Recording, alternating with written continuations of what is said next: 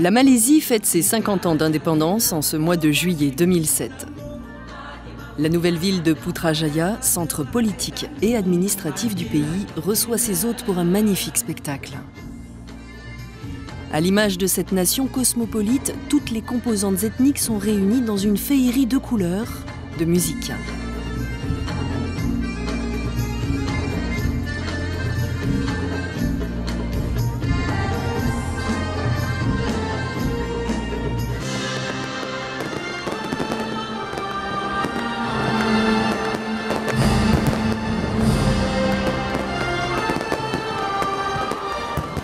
Quand le drapeau britannique a été abaissé à Kuala Lumpur le 31 août 1957 dans l'ancienne résidence des gouverneurs britanniques, Abdul Rahman a mené la foule en annonçant « Merdeka », liberté.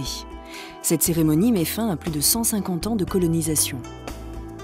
Tout avait commencé au XVe siècle avec la quête d'épices.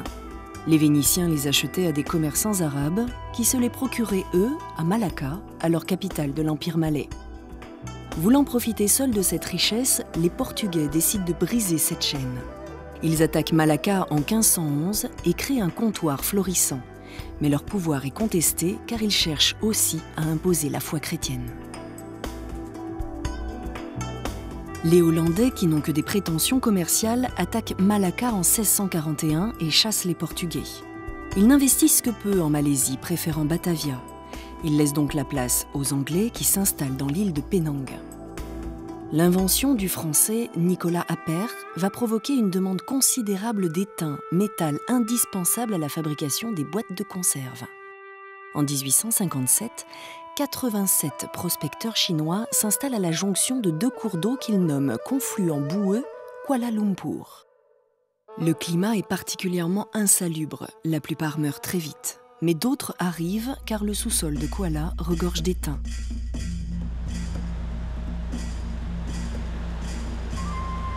Peut-on imaginer quand on parcourt aujourd'hui la ville que ce n'était qu'un marécage il y a 150 ans? Les immeubles, les tours poussent comme des champignons. On peine aussi à imaginer que la nature a encore sa place ici. Pourtant, à l'ombre des tours, parmi les plus grandes du monde, les Twins, un jardin, création récente, fait le bonheur des habitants.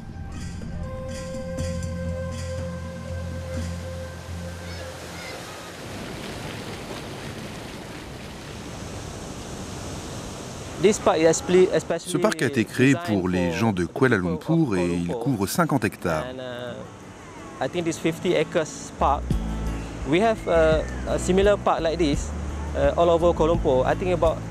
On a des parcs similaires, 8, mais celui-ci a sa particularité.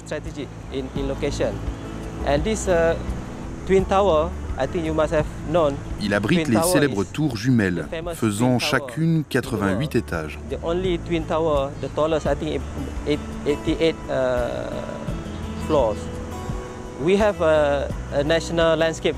Tous les espaces verts de la Malaisie sont gérés par le département national du paysage.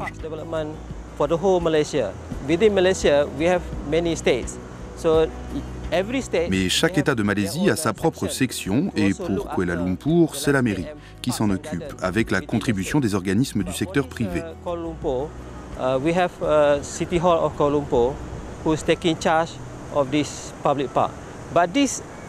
Especially the KLCC Park is actually the contribution from the private sector.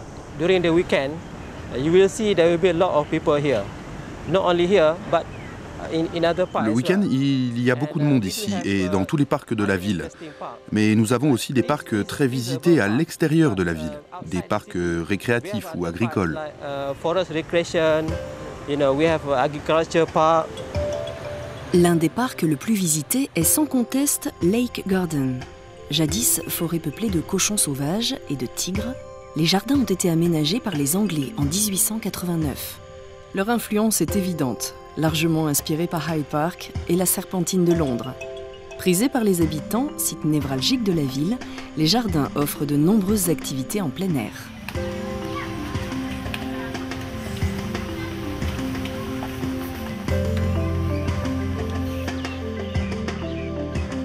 Le week-end, on y pique-nique, on y fait du sport, on y médite. Véritable poumon de Kuala Lumpur avec 92 hectares de végétation et un lac artificiel en son centre qui attire les amateurs de barques et de pédalo. C'est un îlot de calme et de tranquillité pour cette mégapole qui ne cesse de croître. Proche de Lake Garden, sur une colline dominant la ville, les jardiniers de Kuala Lumpur font le bonheur des amoureux d'orchidées. Le jardin des orchidées est l'un des plus grands d'Asie, avec plus de 800 variétés. Dans ce paradis floral d'un hectare se côtoie une densité exceptionnelle d'espèces rares. On vient du bout du monde pour admirer les 10 000 orchidées du Taman Orchid. Taman veut dire jardin en malais.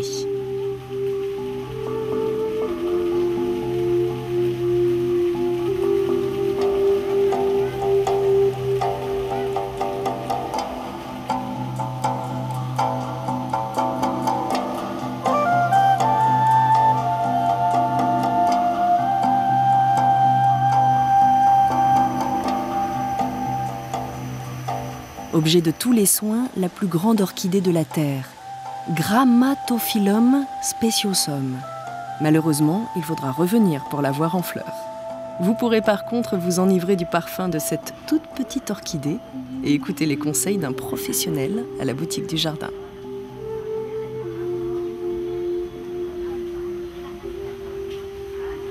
You must wait for example, this size. Pour qu'une orchidée de cette taille fleurisse, vous devez attendre 2 ans et demi environ. Et vous aurez une Cattleya comme celle-là.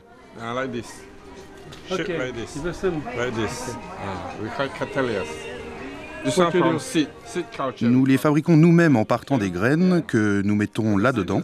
Ça produit des petits plants. Ceci environ 1 an et demi. To few plants, then grow bigger, then we sell. And they hold how many? 1 year, 2 years? This already. Il faudra ensuite 2 ans et demi de plus pour qu'elle fleurisse. Another 2.5 years, then to 2.5. Yes. Okay. And you have many different orchids? Many different varieties. This one is Phalaenopsis. On a différentes variétés d'orchidées. Des Phalaenopsis, des Cattleya, des Dendrobium, des Vanda, etc. etc. Vanda Mimipalma. This one Rhynchostalis. This one Vasco. This one Phalaenopsis Wallacea. This time.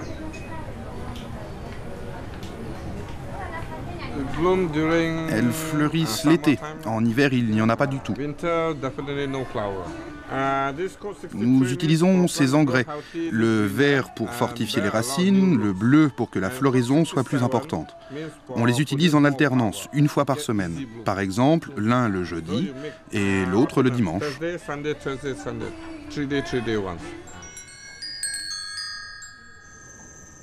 Contrairement à l'idée répandue, les orchidées ne poussent pas que dans les jungles humides et chaudes. Vous pouvez en trouver au bord des routes, dans le sud-ouest de la France par exemple, et même à proximité de l'Arctique. Cette famille de plantes à fleurs compte plus de 35 000 espèces sauvages et des milliers d'hybrides. Si on apprécie aujourd'hui la beauté de ces fleurs, l'orchidée fut utilisée pendant des siècles pour la confection de breuvages, de médicaments et même de potions magiques. Les sorcières employaient les bulbes frais pour provoquer l'amour et les sécher pour le guérir. En Malaisie, on utilisait autrefois les feuilles de certaines orchidées comme légumes.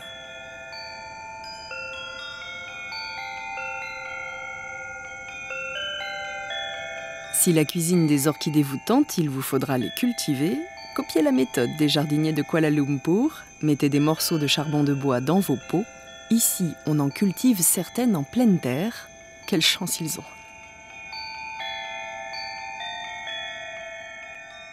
Le jardin des hibiscus jouxte celui des orchidées. S'étendant sur près d'1 hectare, plus de 5000 plantes aux fleurs rouges, roses, jaunes, saumon et orange colorent les chemins et les terrasses. Mais pourquoi un jardin consacré à une seule fleur, l'Hibiscus rosa sinensis? Ce jardin est spécialement dédié à la culture de la plus célèbre fleur locale, l'hibiscus, notre fleur nationale.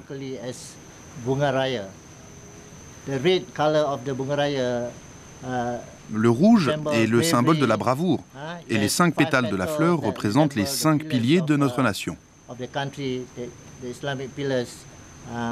Ce jardin est donc dédié à notre pays.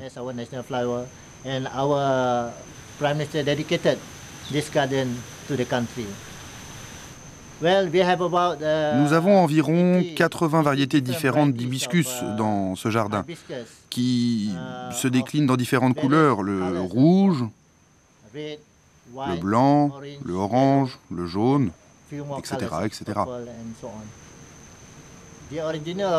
L'hibiscus est probablement originaire de Chine. Il est devenu rapidement une plante très commune dans le pays. Il pousse très facilement. Il suffit juste de planter une bouture.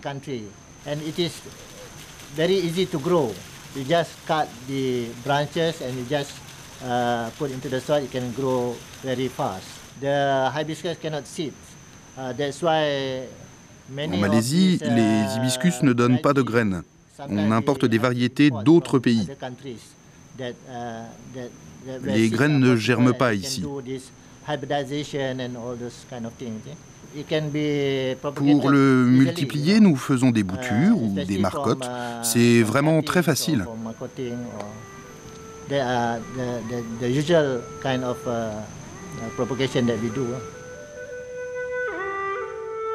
2000 ans avant l'ère chrétienne, l'hibiscus faisait déjà parler de lui. En Inde, la religion hindouiste raconte que Kali tire la langue à Shiva, une langue représentée par une fleur d'hibiscus. Depuis cet acte outrageux, la fleur est bannie des cérémonies religieuses. En Chine, la fleur connaît un meilleur sort. Au XVe siècle, les coquettes de Suzhou l'arborent à leur corsage. À cette époque, ils peuplaient les jardins des fermiers qui les cultivaient pour ses vertus curatives et culinaires. Il existe dans le monde 6000 variétés exotiques répertoriées, offrant une gamme infinie de couleurs.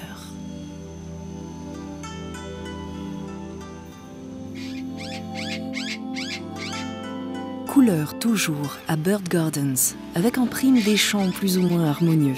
3000 oiseaux se partagent la plus grande volière de la planète. La fête d'inauguration en 1991 fut grandiose. Des représentants de tous les continents étaient venus célébrer l'occasion avec des oiseaux en guise de présent. Tout un symbole.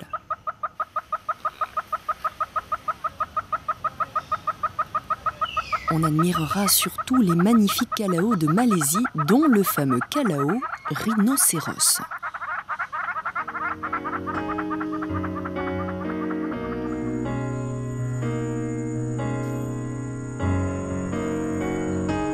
Après la véritable cacophonie des oiseaux, les légers bruissements d'ailes, à peine perceptibles, des papillons reposent.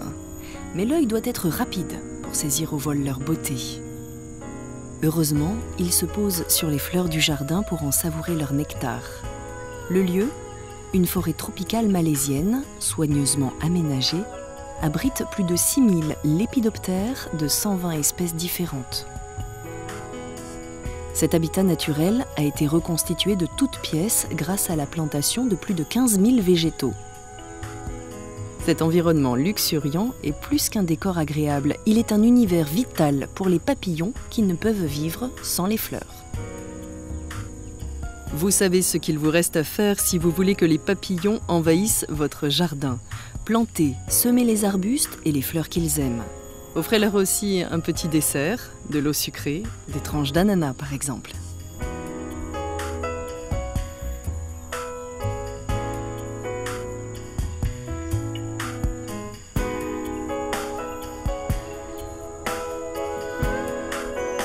Surplombant Lake Garden, Carcosa Serinegra, l'ancienne résidence des gouverneurs britanniques puis du Premier ministre malais, est un lieu chargé d'histoire. Carcosa, la résidence où vous êtes à l'heure actuelle, a été construite en 1898. Il y a eu donc 7 ans de travaux et elle a été ouverte en 1905. Et c'était donc la résidence du gouverneur britannique, basé bien sûr dans l'état de Malaya à l'époque, qui s'appelait donc Sir Frank Whitenham. et qui vivait donc avec son épouse. Et il a créé cette résidence pour être non seulement sa résidence à lui, mais la résidence pour ses invités, chefs d'État étrangers ou lords and ladies venant de Grande-Bretagne. Et donc en 1957, le gouvernement malaisien a repris la maison pour être la résidence du Premier ministre, Abdul Rahman, qui était donc le premier Premier ministre malaisien. Et ensuite, on redonnait comme cadeau au gouvernement britannique Carcosa. Donc cette maison a accueilli bien sûr des personnes très importantes. Yasser Arafat entre autres, l'empereur Hirohito, Queen Elizabeth II et son cher mari Prince Philippe. Carcosa devient un hôtel depuis 1999. Et donc différentes compagnies ont géré cet hôtel magnifique. Et maintenant, cet hôtel appartient à GHM, une compagnie basée à Singapour. Kuala Lumpur est une ville qui se développe très vite. Les autoroutes sillonnent l'agglomération qui s'étend toujours plus loin. Les abords des axes routiers n'ont pas été négligés et certains ressemblent à des jardins exotiques.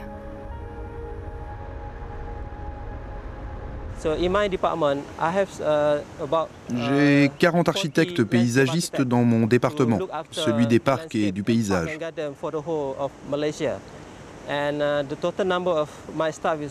Mon personnel compte 162 salariés, dont 130 pour les parcs de Kuala Lumpur.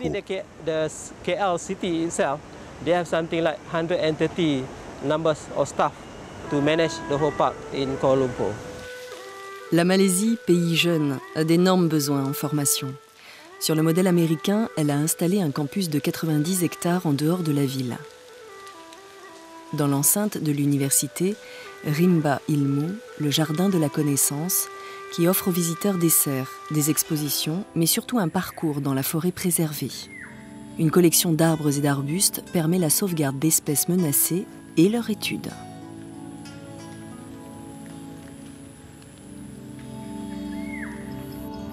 Un espace est réservé aux plantes médicinales qui font partie du patrimoine des Orang Asli, les tribus vivant dans le centre du pays.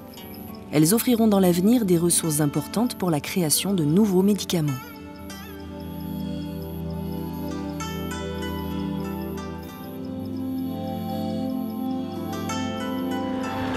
Une route bruyante, un viaduc, c'est l'endroit insolite et pas très nature choisi par la famille Ong pour installer une pépinière de bonsaï. Mais rassurez-vous, ce sont des pros.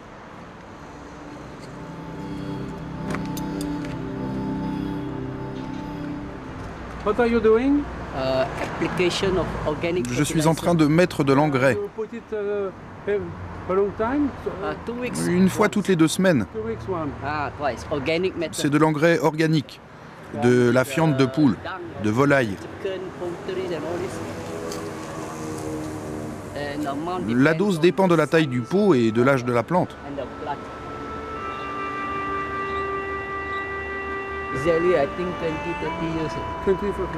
Celui-ci a entre 20 et 30 ans. Mais les deux là-bas ont plus de 100 ans.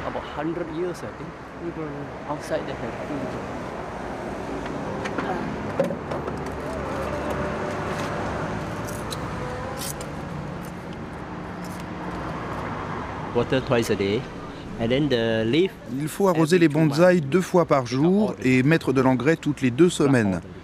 Tous les mois, il faut en ôter les feuilles, puis après 30 jours, des fleurs les remplaceront. C'est très beau. Si vous ne coupez pas les feuilles, vous aurez moins de fleurs. Il fera des tiges très longues. C'est une plante locale.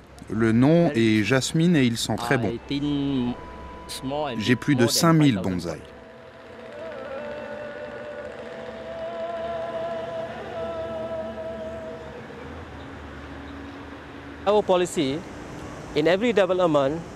Notre politique de croissance inclut un certain pourcentage d'espaces verts dans le paysage. Les régions commencent à en voir l'importance. Elles développent les espaces verts et les parcs.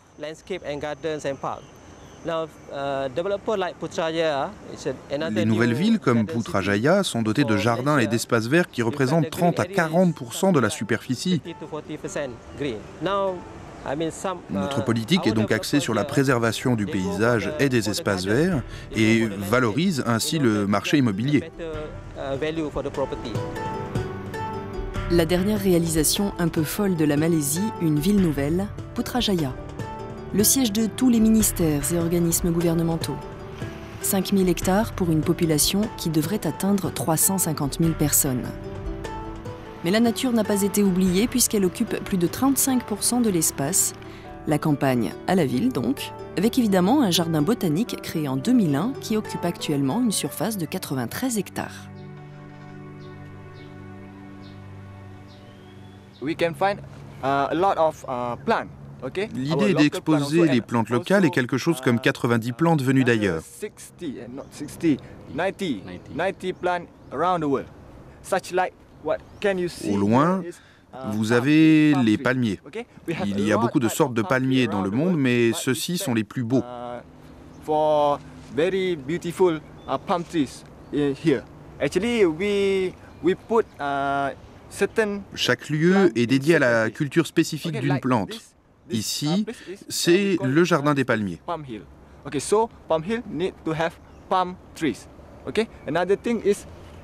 Et derrière les palmiers, le jardin est consacré aux lianes.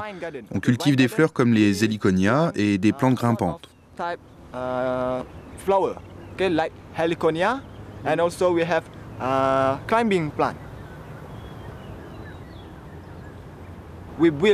Avant la création du jardin botanique et de la ville de Putrajaya, ce lieu était destiné à la production d'huile de palme.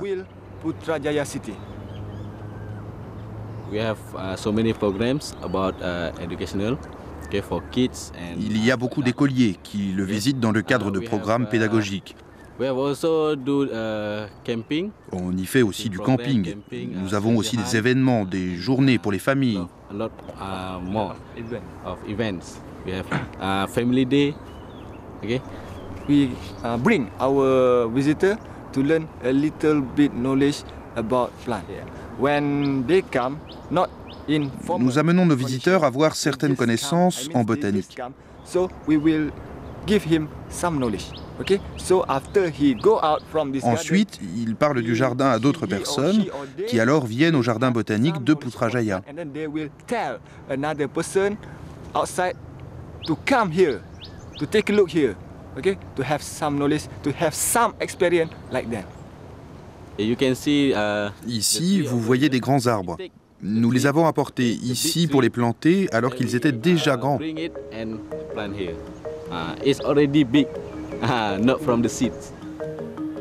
Le jardin botanique de Putrajaya, à l'image de cette ville nouvelle, se veut sans limite. 2 phases devraient venir compléter la première création et porter la surface à plus de 290 hectares. Le rôle éducatif et pédagogique du jardin devrait lui aussi se développer. Petit à petit, un arboretum, des serres, des plans d'eau, des massifs prendront la place des dernières plantations de palmiers à huile.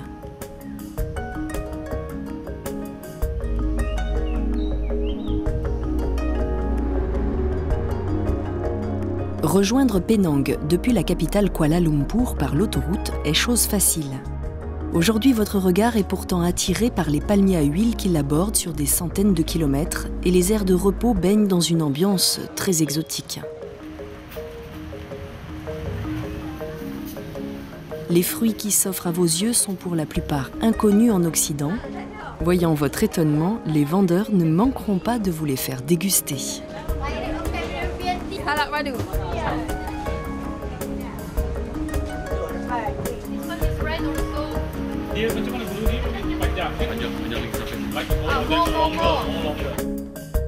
Il est étonnant celui-là, non? Il s'appelle le pitaya ou pitahaya. Ce mot vient de la langue des Indiens taïnos qui veut dire fruit écailleux. Encore plus surprenant, c'est le fruit d'un cactus épiphyte originaire d'Amérique centrale. Les colons français l'importent au Vietnam au début du 19e siècle.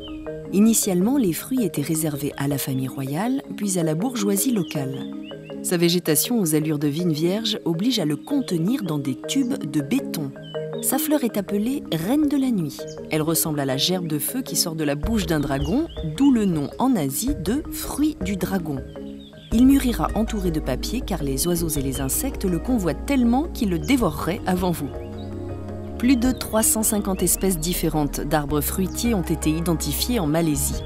Sur l'île de Penang, la chaleur modérée et l'humidité qui règne sur les collines est propice à leur culture. On en dénombre 250. Une biodiversité impressionnante à l'image du patchwork ethnique qui peuple la Malaisie.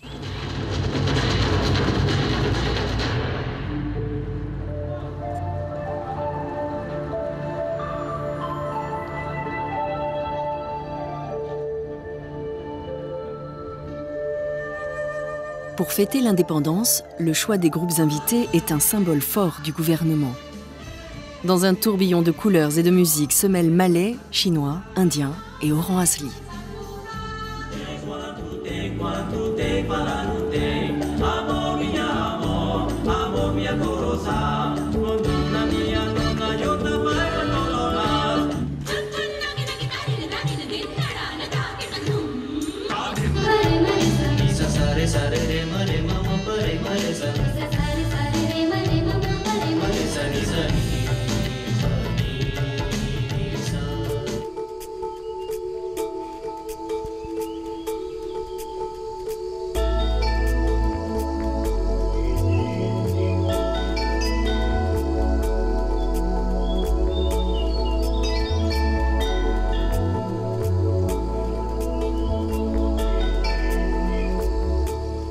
L'empreinte de l'homme est visible partout dans cette région montagneuse située au centre de la Malaisie. Routes, maisons, immeubles, serres ont conquis les pentes. Ce territoire n'a pas toujours été aussi accueillant. Domaine des esprits et des démons pour le Malais, il ne fut exploré qu'en 1885 par un géomètre anglais, William Cameron, qui lui donna son nom. Il écrit dans son carnet de route « Magnifique plateau aux pentes douces, cachés au milieu de hauts sommets ». Les paysages sont encore aujourd'hui somptueux, air frais et pur, torrents, montagnes recouvertes par la jungle et un mystérieux tapis vert tendre qui enrobe les collines. Les planteurs anglais ont compris très vite l'intérêt de ces montagnes peuplées de quelques tribus d'orang asli. Avec difficulté, une route est tracée, puis un riche planteur d'EVA y construit une résidence secondaire en 1920.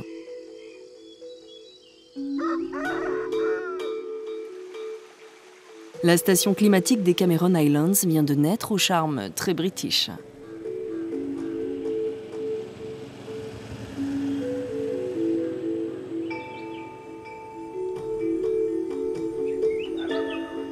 Le jardin qui entoure The Ye Old Smokehouse mêle harmonieusement plantes tropicales et européennes. Les Mixed Borders, ces massifs typiquement anglais, marient hortensias et fougères arborescentes.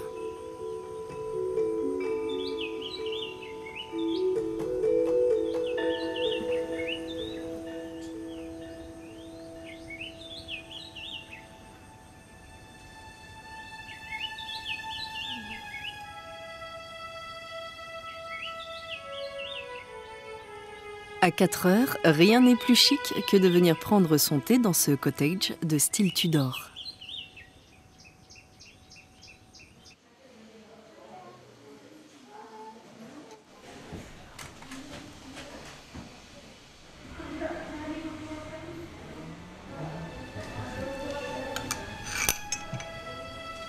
En accompagnement, une pâtisserie, des scones, un délice que semblent apprécier nos deux guides.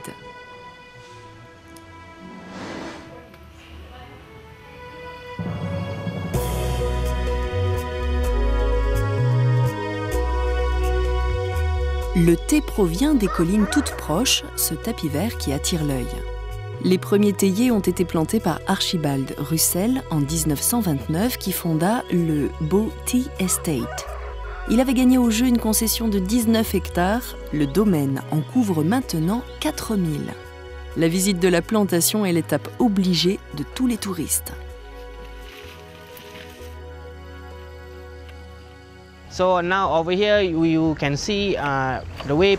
Depuis sa création, on y cultive du thé. On le récolte à la main ou à la machine. Vous pouvez aussi visiter l'usine où on traite la feuille de thé jusqu'au produit fini. Il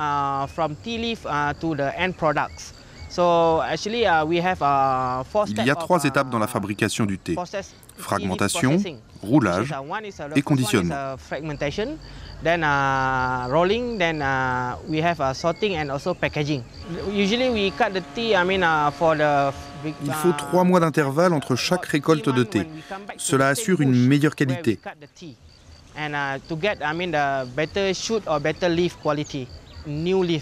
Les jeunes pousses sont privilégiées car elles ont un meilleur arôme et elles sont plus parfumées. Nous ne cueillons pas les vieilles feuilles. Il y a 160 personnes qui travaillent dans la plantation. Cette plantation couvre 229 hectares. La récolte du thé se fait toute l'année, secteur par secteur, tous les jours. Et on récolte en moyenne 5 à 10 000 kilos de thé par jour.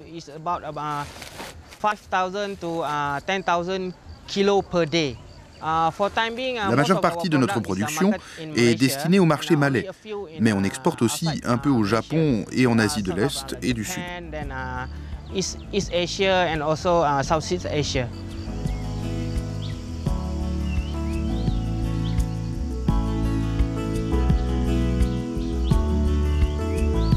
Les collines, quand elles ne sont pas recouvertes de champs de thé, ont été investies depuis plus de 50 ans par des paysans majoritairement d'origine chinoise.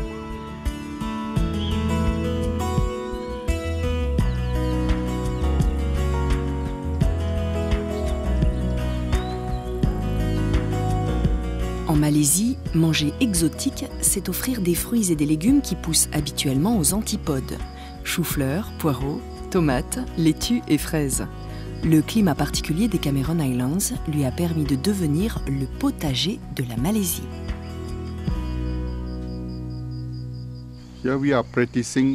Ici, nous sommes sur un site des cultures biologiques. Cela signifie que nous n'utilisons pas d'engrais chimiques. Nous luttons contre les maladies et les insectes nuisibles sans pesticides chimiques.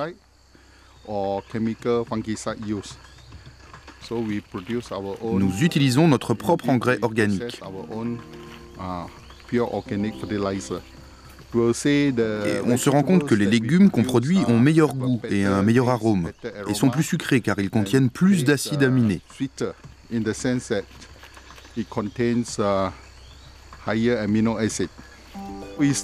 Nous avons commencé le bio en 1996, et les 2 premières années, nous avons rencontré beaucoup de problèmes. Après ces 2 années, nous avons créé une coopérative. Puis, nous avons eu notre propre marché et ensuite, nous avons envoyé nos produits à des fournisseurs à Kuala Lumpur.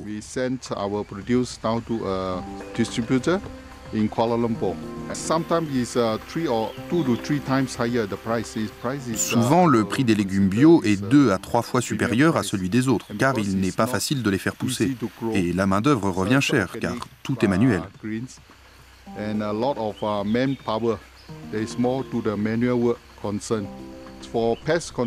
Contre les maladies des plantes et les insectes nuisibles, nous utilisons certaines méthodes, comme les phéromones. On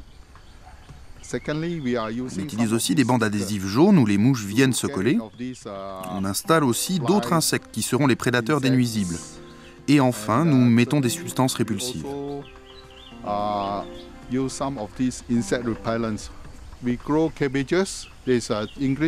Nous cultivons des choux, plusieurs variétés, brocolis, choux-fleurs, et aussi des carottes, laitues et parfois des haricots verts. Nous avons une pluviométrie annuelle de 2700 mm. Il pleut beaucoup. Donc nous avons construit des protections contre la pluie.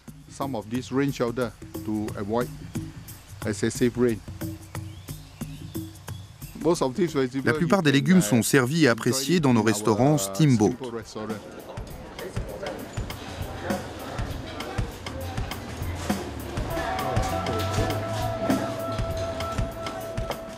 Ce mode de cuisson, originaire de Mongolie, a plus de 400 ans. Le principe est simple. Chacun fait cuire ses légumes et sa viande dans un bouillon chauffé au charbon de bois. Hot pot, pot chaud, est son nom dans toute la Chine, sauf à Canton, où il prit celui de steamboat. Certainement par analogie avec le profil des bateaux à vapeur qui accostaient dans ce port au siècle dernier.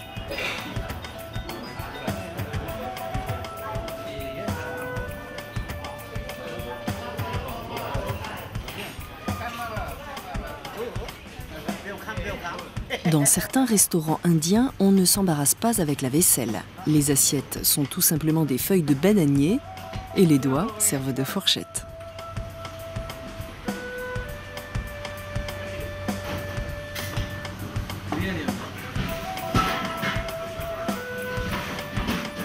En Asie, la tradition est souvent de terminer le repas avec une tranche de pastèque ou de melon.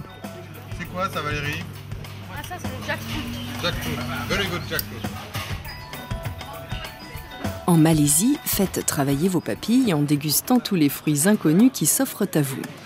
Mangoustan, ramboutan, corosol, carambole, goyave, mangue et durian au parfum si particulier. Come, try. Should try one of it at least one time. Voici le roi des fruits malais. Il sent le paradis. Goûtez-les, nous adorons ce fruit à cause de son odeur. Et la saison vient juste de commencer. Alors on en mange autant qu'on peut.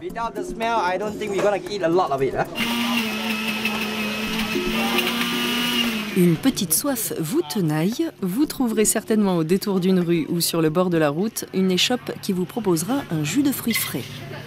Vous choisissez vos fruits, le blender entre en action et vous dégustez un délice.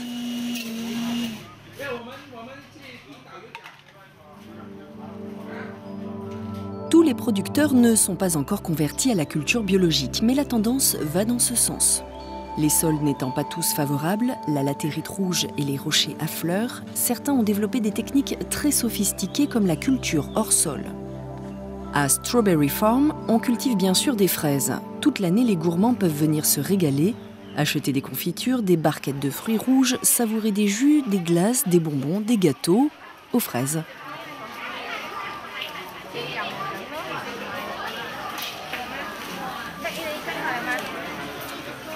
Surprenant ce jus de salade, non? Feuilles de chêne rouge ou blondes, laitue, scarole poussent à 1 mètre du sol. Un système d'alimentation en eau additionné d'engrais bio assure une croissance rapide. Il ne faut que 40 jours pour passer de la graine à la salade. Salad 3, 5 ringgit, 7, 10 ringgit, 3, 4, 5 ringgit, 7, 4, 10 ringgit, all can mix. Le marché de nuit, une tradition en Asie. On y trouve évidemment les productions de fruits et de légumes de la région. Les touristes n'oublient pas de venir remplir leurs coffres avant de regagner la capitale. Mais l'intérêt est plus large. On y vient aussi pour l'ambiance de fête. On grignote des beignets, des fruits, on achète des vêtements, des montres, des gadgets, on y joue. Le marché de nuit, c'est un centre commercial, mais en plein air, parfois sous la pluie, mais toujours dans la bonne humeur et la convivialité. Des millions de taches colorées, un autre marché aux fleurs celui-là.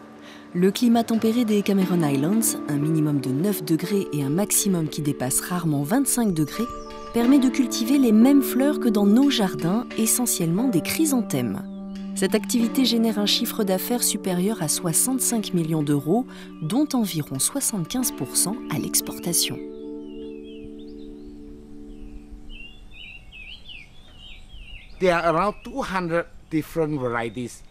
On cultive environ 200 variétés de chrysanthèmes. Nous les emballons en 10 tiges par botte et 10 bottes par paquet pour le Japon. Pour Hong Kong, Taïwan et la Thaïlande, nous les regroupons en bouquets de 12. Pour le voyage vers le Japon, nous utilisons le transport par camion jusqu'à l'aéroport, puis par avion jusqu'au Japon, ce qui prend en tout 24 heures. On peut conserver les fleurs pendant environ 2 semaines.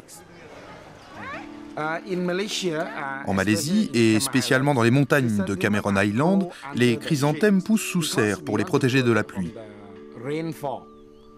On contrôle ainsi mieux les parasites. Il faut aussi que l'on maintienne sous serre une certaine luminosité.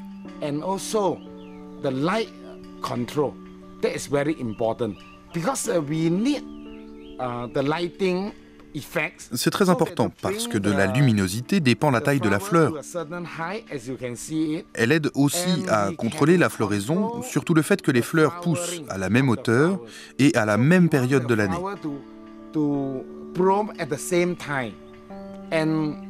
as we want it at a certain time of the year. We can produce, Nous produisons toute l'année. all over the year. Our day Les chrysanthèmes poussent bien ici car les jours et les nuits sont égaux toute l'année. Ce point est très important et ici on peut contrôler cette durée très bien. Pour la multiplication, nous ne plantons pas de graines. Nous utilisons une bouture de la plante. Dans 1 hectare, il y a 154 000 plantes. Le tapis vert qui couvre les collines des Cameron Highlands a pour nom Camellia sinensis. Et oui, des théiers. Ils sont de la même famille que les camélias dont vous appréciez sûrement la beauté et le parfum. C'est la passion de Ton Chin Pat.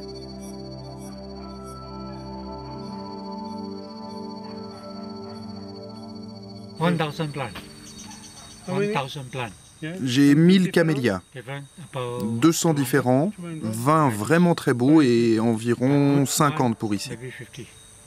Good for Cameron Highlands, good for Malaysia, 50. China and Japan. Les camélias sont originaires de Chine, du Japon et un peu de Corée. J'ai un jardin et ici c'est bon pour les camélias. C'est facile à cultiver, pas d'engrais, pas de pesticides, il pousse doucement, c'est un petit arbre. Pour les multiplier, je fais des boutures, c'est long. En 6 mois, vous allez obtenir une bouture avec des racines. Mais ce n'est pas bon car les racines sont trop fines, trop fragiles. Moi, j'attends 18 mois. Les racines sont alors vigoureuses.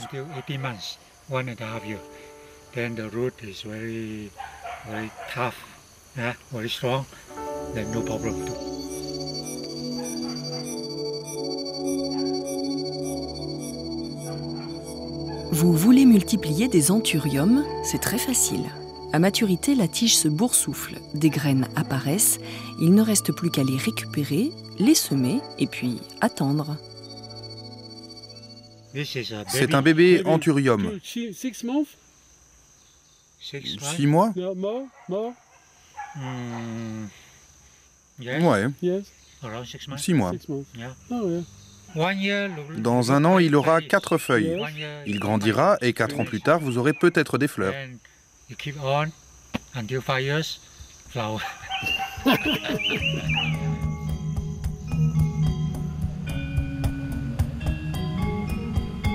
Au bord des routes, les jardineries, les pépiniéristes sont nombreux. Les voitures doivent être très chargées car les touristes achètent par centaines plantes vertes, cactus, fleurs, arbustes et autres végétaux.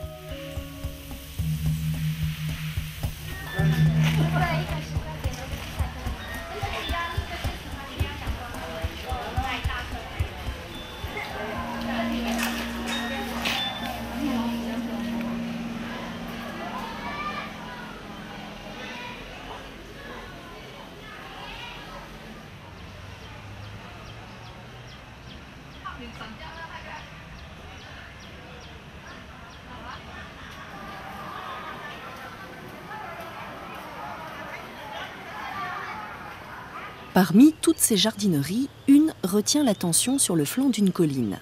Wild Orchid and Rose Garden. Un dédale de fleurs multicolores, une jungle en miniature qui cache un trésor.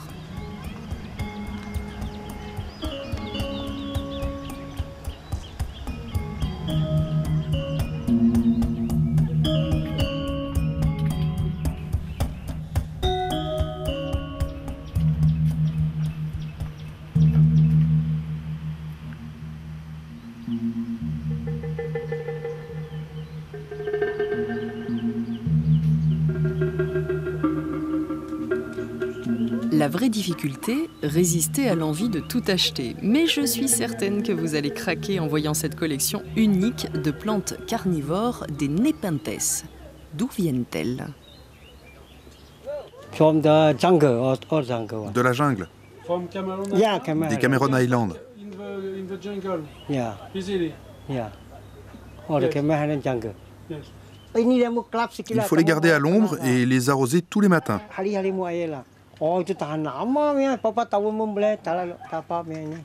Si vous prenez soin d'eux, vous les garderez très longtemps. Dans les montagnes, on trouve beaucoup d'espèces différentes.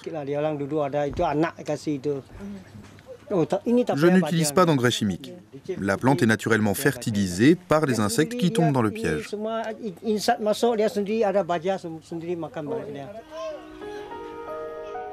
Cherchez bien, pas facile à trouver. Des grenouilles, des insectes se cachent dans cette verdure. La passion de Yacine guide au Butterfly Garden. La nature est très astucieuse pour se protéger des prédateurs, oiseaux ou reptiles. Les insectes imitent les feuilles ou les branches. L'illusion est parfaite. Les carapaces sont tachées, abîmées, un mimétisme total.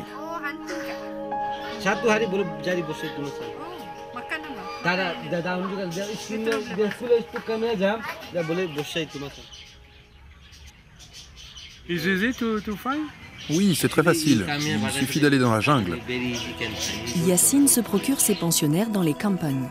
Des filets suspendus aux arbres gardent captifs les insectes. Le kampang, c'est le village des Orang Asli, deux mots qui signifient personne et sol. Ils affirment ainsi leur parfaite communion avec la nature. Ils pratiquent la chasse à l'aide de longues sarbacanes et de flèches empoisonnées, ainsi qu'une agriculture de subsistance.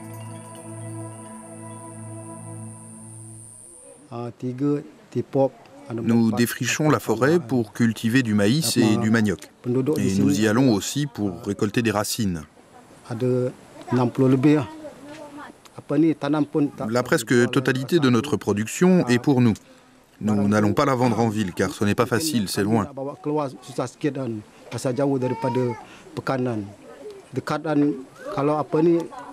Nous attendons de nouvelles terres pour nous développer et ainsi produire pour vendre en ville. Des bambous par exemple.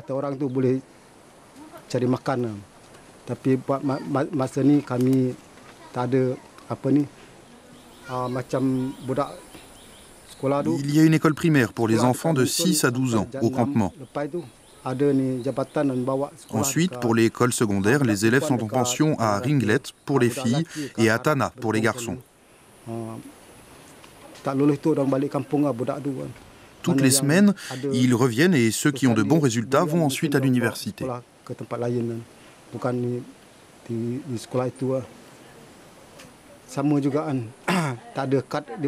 Lorsque nous, les Orang Asli, allons à l'hôpital, nous devons seulement montrer notre carte d'identité et dire de quel village nous sommes. Et nous ne payons rien.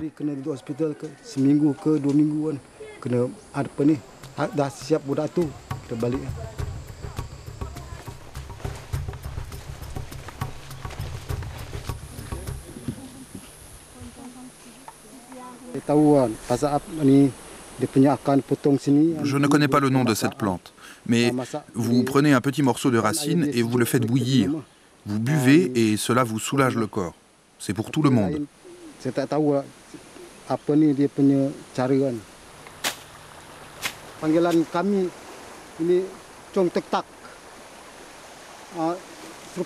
Cette racine a pour nom local transpectale. On l'utilise de la même façon, on fait bouillir et on boit.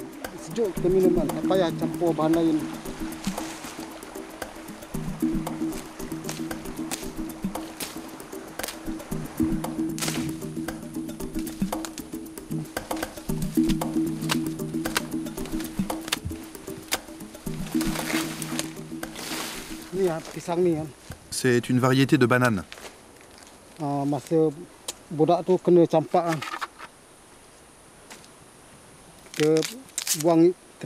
Vous pressez la tige pour extraire le jus.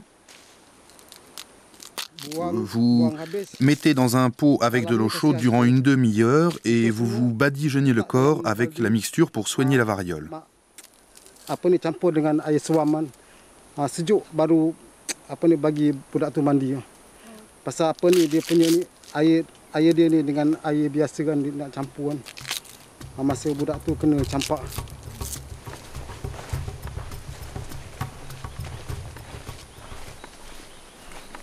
Bunga tepus.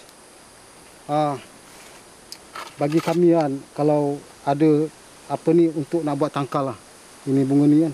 Tapi bunga tepus yang lain tak boleh buat tangkal. Kalau yang ni boleh kan. Pasal apa kita potong. Cette plante est de la famille des gingembres.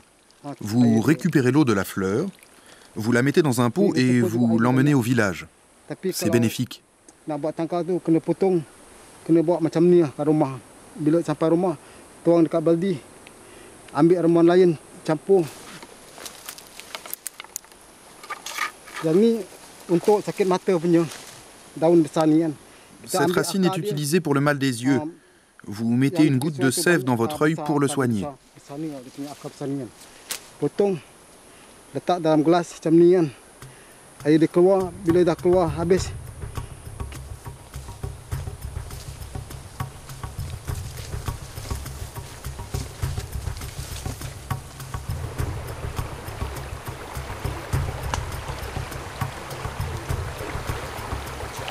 La vie semble paisible au Kampung, loin de l'agitation des villes.